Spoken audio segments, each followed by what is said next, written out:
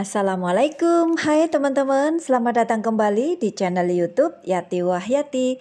Di video kali ini aku mau berbagi resep kue kering cantik yang wajib ada saat lebaran.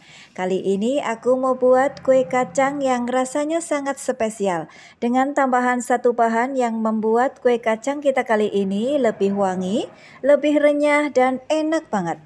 Yang pemula wajib coba kue yang satu ini.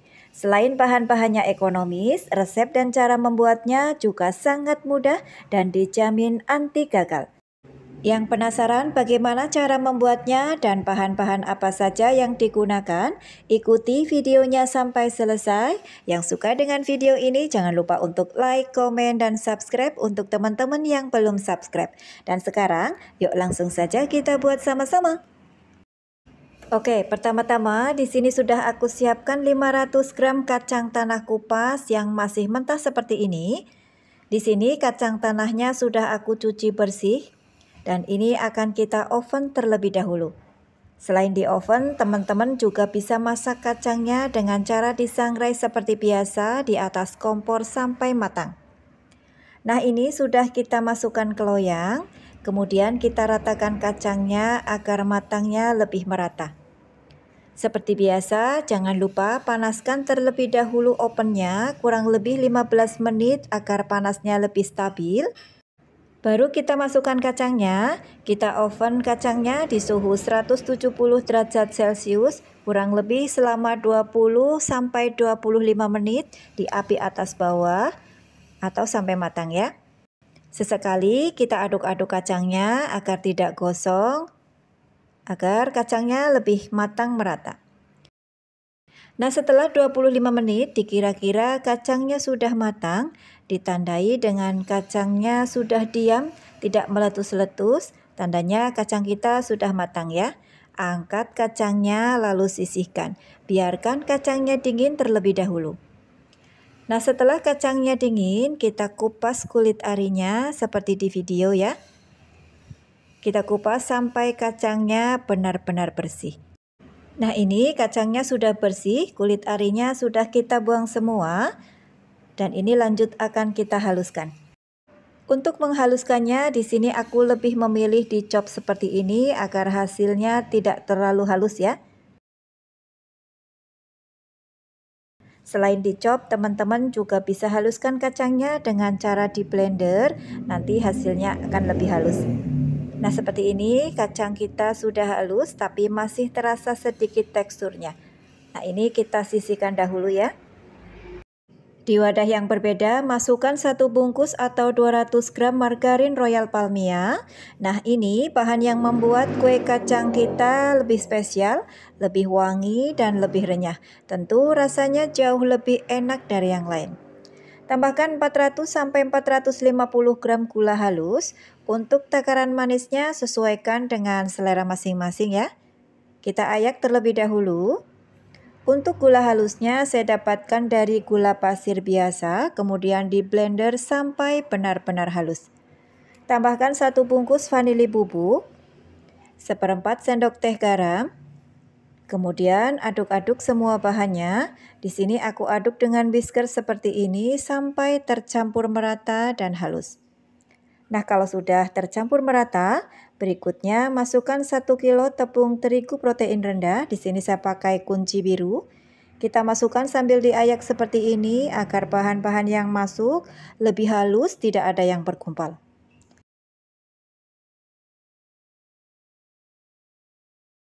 Nah, kalau sudah, aduk-aduk kembali, kita aduk cukup dengan spatula seperti ini.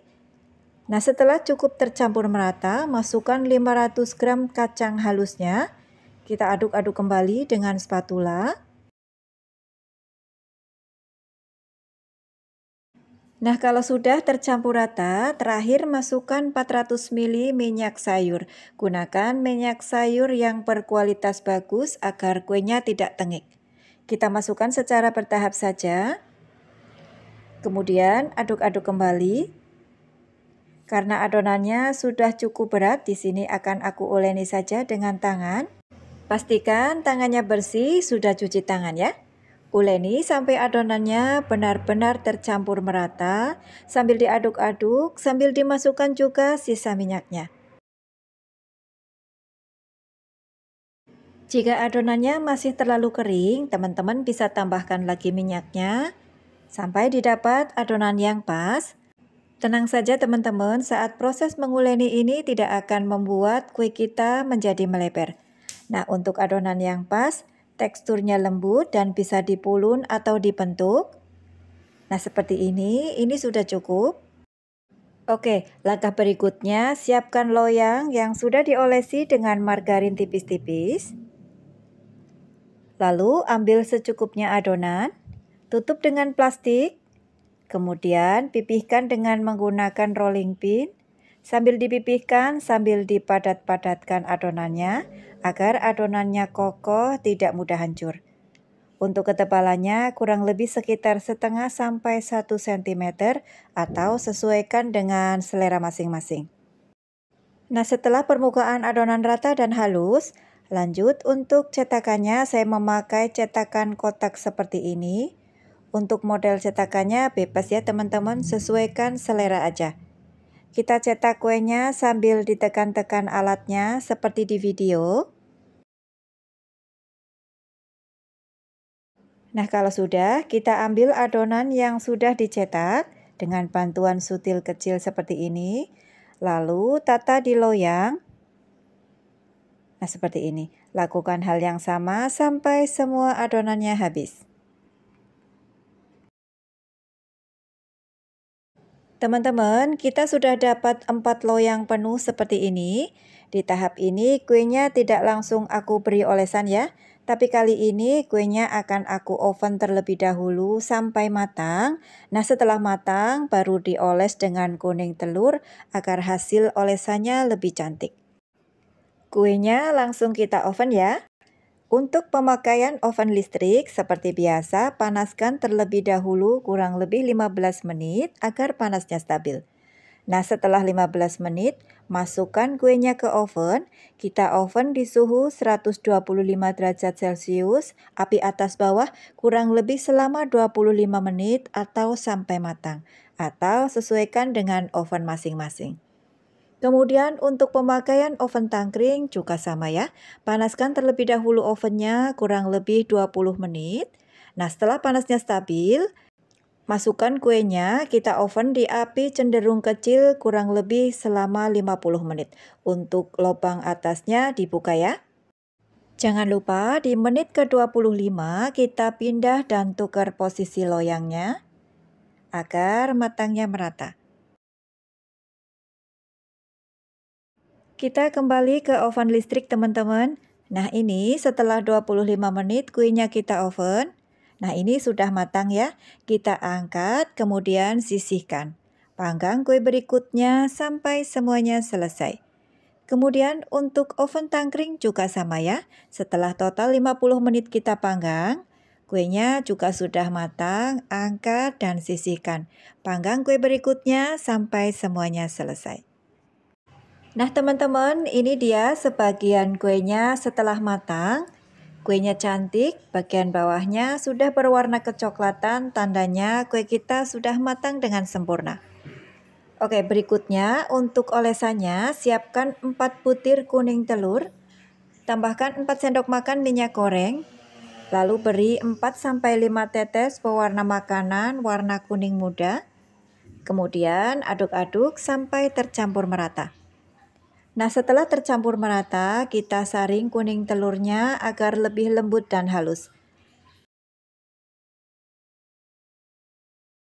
Nah, seperti ini siap untuk kita gunakan.